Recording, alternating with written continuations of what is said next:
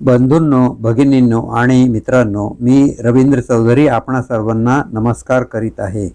भारताची अध्यात्म परंपरा ही विश्वाची सर्वात अधिक प्राचीन परंपरा मानली जाते आणि हा विज्ञान भैरव तंत्र ग्रंथ म्हणजे अध्यात्म विद्येचा अनमोल असा खजिना आहे. तो अतुलनीय आहे. अशा या अध्यात्म विद्येचे मराठीत रूपांतर करून या व्हिडिओद्वारे मी प्रसारण करीत आहे. ते आपण सर्वांना आवडेल असे मला वाटते. सर्वात प्रथम मी श्री गणेश आणि भगवान श्री रुद्र यांना वंदन करून प्रस्तुत विज्ञान भैरव तंत्रामधील पुढच्या श्लोकांचे विवरणास सुरुवात करीत आहे. भैरवी उवाच परापराया सकलं परायाश्च वा पुनः पराया यदि तद्वत् स्यात् परतं तद्विरुध्यते. यानंतर भैरवी पुन्हा पुढील प्रश्न विचारते. भैरवी म्हणते की पूर्वी या शक्तीची परा, परापरा आणि अपरा अशी 3 रूपे सांगितली आहेत. यावर ती पुन्हा विचारते की परापरा आणि अपरा यांचे साकार स्वरूप बनू शकते, परंतु परादेवीला जर साकार स्वरूप मानले तर तिचे परत्वच नष्ट होईल.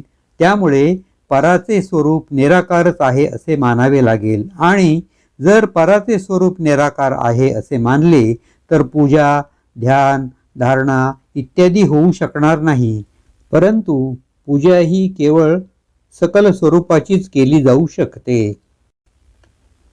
नहि वर्णविभेदेन देहभेदेन परत्वं निष्कलत्वेन सकलत्वे न तद्भवेत्. प्रसादं कुरु मे नाथ निःशेषं छिंदी संशयम. क्रमदर्शनात शक्तीलाच परमतत्व मानले गेले आहे, म्हणून ही शक्ती शिवाच्या उपदेशानुसार आहे. याचाच आधार घेऊन श्री भैरवी विचारते की ही शक्ती म्हणजेच परमतत्व आहे का? वर्ण म्हणजे भाषेत येणारे शब्द अथवा देह यांच्यातील विशेषत्वामुळे त्यात परमतत्व नाही.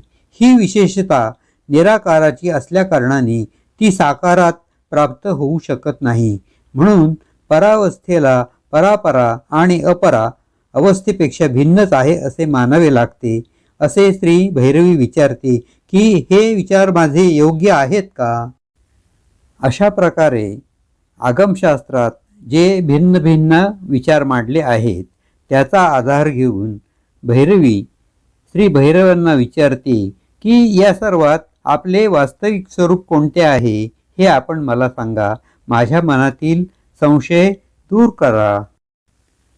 श्री भैरवीचे हे प्रश्न ऐकून श्री भैरव तिच्या परमतत्वाबाबतचा संशय दूर करतात. त्याचे वर्णन पुढील श्लोकात आलेले आहे. श्री भैरव उवाच साधु साधु त्वया पृष्टं तंत्रसारमिदं प्रिये गुहनियतं भद्रे तथापि कथयामि ते.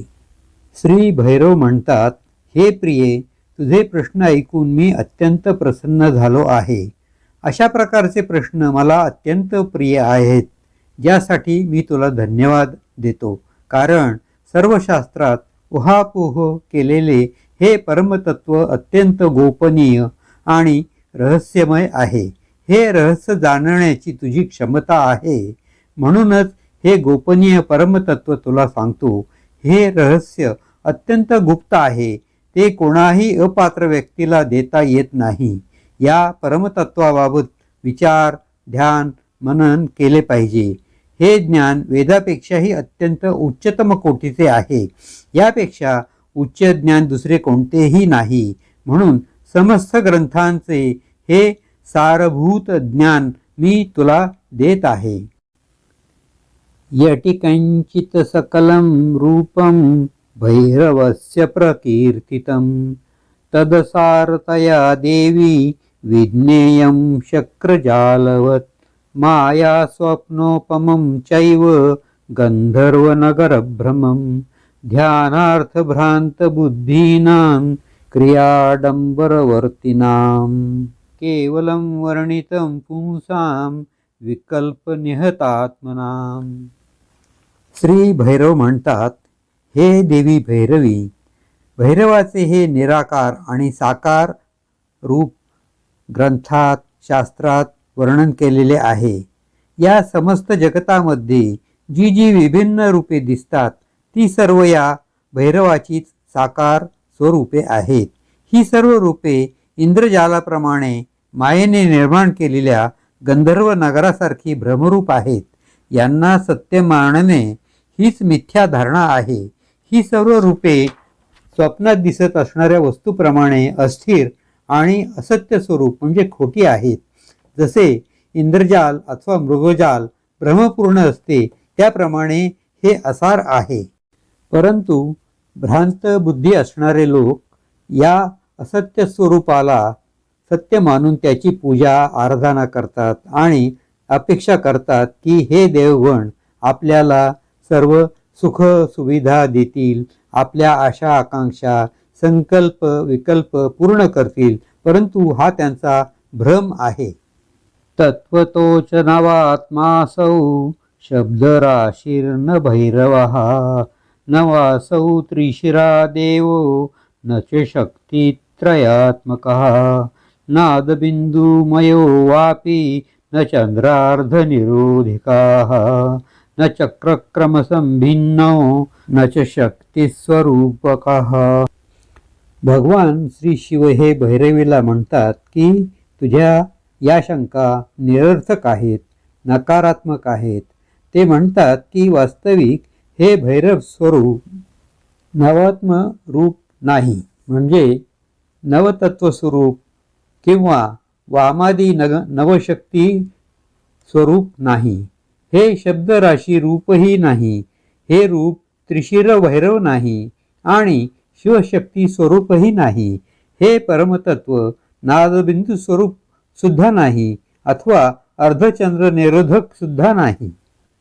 हे परमतत्व स्वरूप 6 चक्रांचे भेदन करून जाणले जाऊ शकत नाही अथवा हे स्वरूप कुंडलिनी शक्तीला धारण करणारे सुद्धा नाही. या परमतत्वाचे स्वरूप शब्दांनी कथन करता येत नाही. ते अवर्णनीय आहे. हे परमतत्व स्वरूप जाणण्यासाठी कोणत्याही कल्पनेचे सहाय्य घेणे आवश्यक नाही. वरील श्लोकात वर्णन केलेली सर्व रूपे ही कल्पनेच्या सहाय्याने केलेली आहेत. हे परमतत्व स्वरूप कोणत्याही प्रकारच्या कल्पनेपलीकडील आहे. हे परमतत्व स्वरूप केवळ बोधस्वरूप आहे. ते फक्त आणि फक्त स्वानुभवाने किंवा स्वअनुभूतीने जाणले जाऊ शकते. त्याची परोक्ष अनुभूती होऊ शकते. हे परमतत्व स्वरूप केवळ चैतन्य स्वरूप आहे. हे सत्य नाकारणे म्हणजे आपले अज्ञान आहे असे समजावे. अप्रबुद्धमतीनां हि एता बालविभीषिकाः मातृमोदकवत सर्वे प्रवृत्त्यर्थमुदाहृतम्. यानंतर श्री भैरवीला उपदेश करताना श्री भैरव म्हणतात की ज्या लोकांच्या बुद्धीचा विकास झालेला नसतो, म्हणजे जे लोक अप्रबुद्ध असतात, अशा लोकांना लहान मुलांप्रमाणे छोट्या छोट्या गोष्टी सांगून त्यांना साधना अभ्यास करण्यासाठी तयार करावे लागते. जेव्हा मूल शाळेत जाते त्यावेळी प्रारंभी त्याच्या बुद्धीचा विकास झालेला नसतो. त्यामुळे मूल अनेक प्रकारचे बहाणे करते आणि खेळत राहते. त्यावेळी त्या मुलाचे आई वडील त्याला समजावून सांगतात. शिक्षणाचे महत्त्व गोड गोड बोलून त्याला समजावून सांगतात. मग हळूहळू अभ्यासात त्याची गोडी वाढते आणि त्याचे अभ्यासाचे महत्त्व वाढत जाते. त्याप्रमाणे अविकसित बुद्धी असलेल्या लोकांना समजावून सांगण्यासाठी प्रारंभी पूजा अर्चा कर्मकांड इत्यादी गोष्टी करणे आवश्यक आहे असे शास्त्रात सांगितलेले आहे. दिक्कालकलनोन्मुक्ता देशोद्देशाविशेषिणी व्यपदेष्टुमशक्या सावकथ्या परमार्थतः अंतस्वानुभवानंदा विकल्पोन्मुक्त गोचरा यावस्थाभरिताकारा भैरवी भैरवात्मनः. भगवान श्री भैरव म्हणतात, हे परमतत्व अथवा परब्रह्म स्वरूप कालातीत आहे.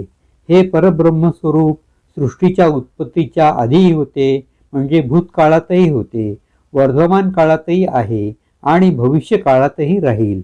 हे परमतत्व ना कोणत्या स्थानात आहे ना कोणत्या दिशेमध्ये आहे, तर त्याचे स्वरूप दिशा आणि काल यांच्या परे म्हणजे पलीकडील आहे.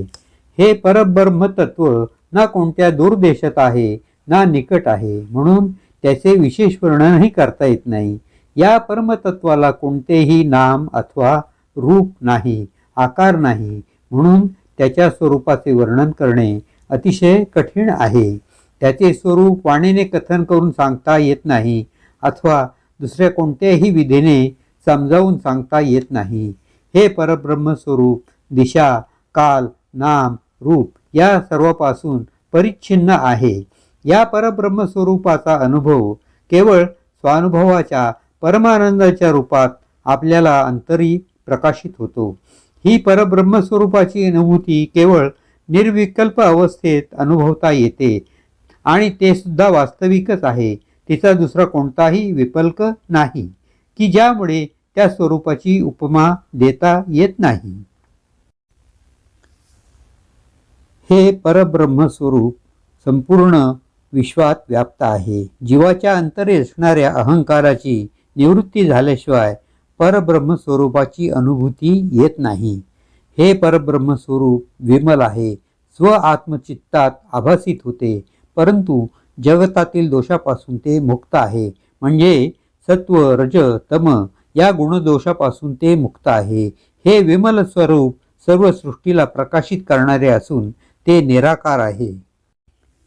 असो, झालेली सेवा श्री भगवान भैरव आणि भैरवी यांचे चरणी समर्पण करीत आहे आणि माझ्या वाणीला विराम देत आहे. मी रवींद्र चौधरी आपणा सर्वांना विनंती करतो की आपण माझ्या या व्हिडिओला लाईक करा, शेअर करा आणि सबस्क्राईब करा. आपण माझे व्हिडिओ पाहत आहात त्याबद्दल आपणा सर्वांना धन्यवाद.